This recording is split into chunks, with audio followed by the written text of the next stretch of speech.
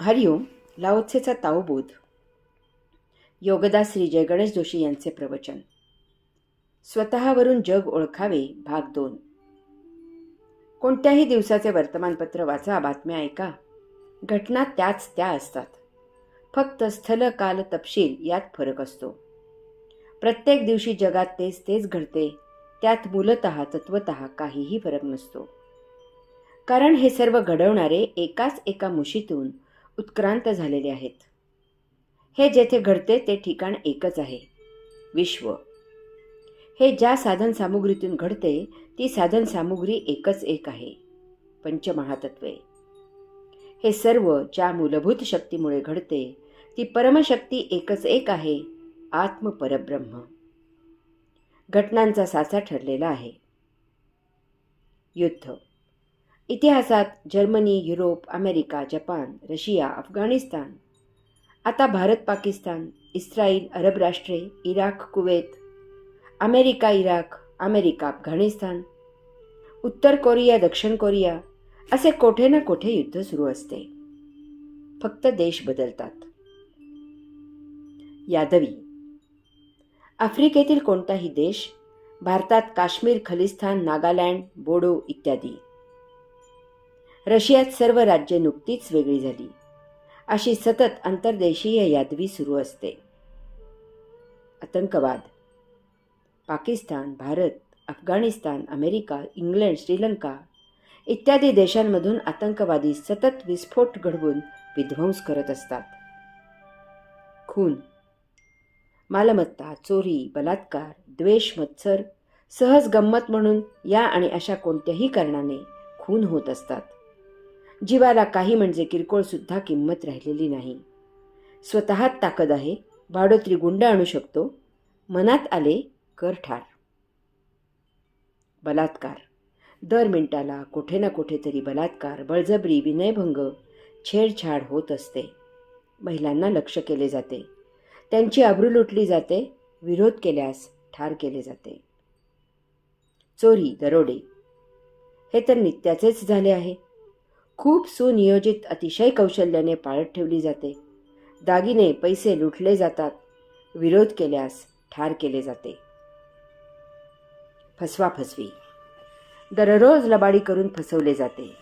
खोटे हिशोब ठेवणे, आपापसात ठरवून निविदा भरणे, खोट्या सह्या करणे, खोटे कागदपत्र तयार करणे, भूलभुलैया करून किंवा जबरदस्तीने सह्या घेणे, गैरमजकूर लिहिणे, मजकूर बदलणे, लाच खाणे, अडवणूक करून लुटणे. किती प्रकार सांगावे, तितके थोडेच आहेत. बहुतांशी असे गुन्हे उघडकीलाच येत नाहीत. फार क्वचित उघडकीला आले तरी त्यातील अनेक गुन्हे बुळचट कायद्यांमुळे सिद्ध होत नाहीत. गुन्हेगार पुन्हा पुन्हा करायला मोकाट सुटतात. जाहिराती. सर्व जाहिराती भौतिक उपभोग्य अशा वस्तू जगताच्या असतात. त्या काय कामाच्या? माणसाला अन्न, वस्त्र, निवारा असा कितीसा लागतो. त्यासाठी इतकी विविधता आणि वैचित्र्य असण्याचे कारणच नाही. जाहिराती वस्तूंच्या असतात की देह प्रदर्शनाच्या असतात, हाही एक चर्चेचा विषय झालेला आहे. वर्तमानपत्रात वर्तमान गौण झालेले आहे. जाहिराती छापून उरलेल्या जागी बातम्या असतात. स्वतःवरून जग ओळखावे भाग 3. मागील लेखातील यादी थोडी जास्त पाहूया. खेळ.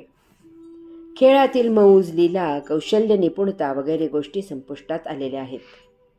कारण खेळातील आनंदापेक्षा पैसा, प्रसिद्धी, त्यामुळे जाहिराती वगैरे अन्य धंदा, त्यायोगे आकृष्ट होत असलेले अन्य उपभोग आणि चंगळ, मरणाहूनही प्रिय असलेला खेळातील जय आणि मरण यातना देत असलेला पराभव इत्यादी गोष्टी महत्त्वाच्या झालेल्या आहेत.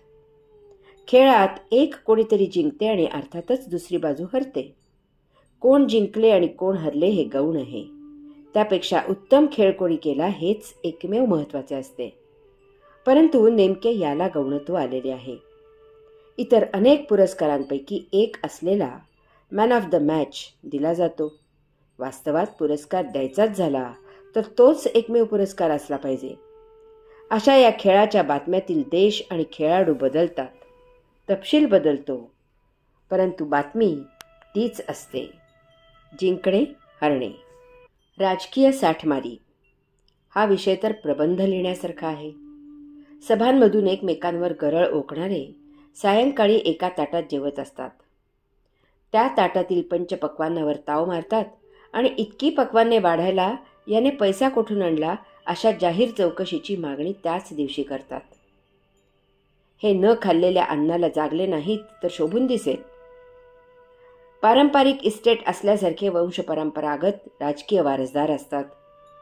लायकी असो नसो वंशपरंपरागत मालमत्ता नक्की मिळते.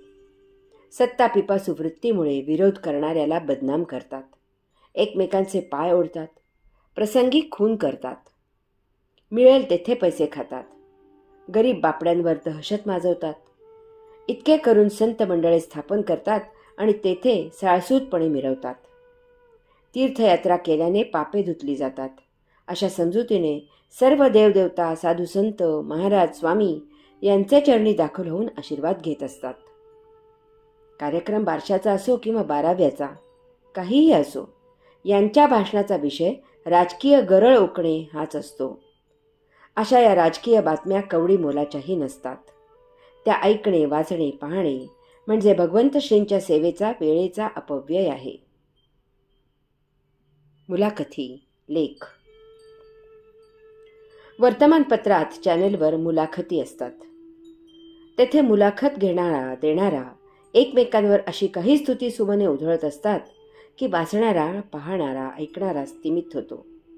तीच अवस्था लेखांची. छान छान चॉकलेटी तेवढेच लिहिले जाते.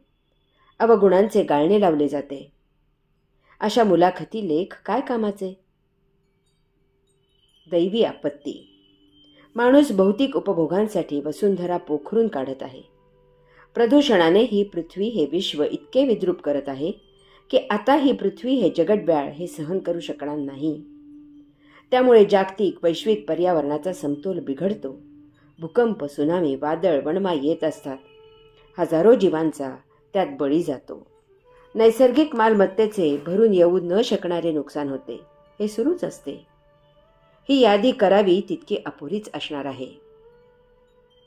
हरि ओम.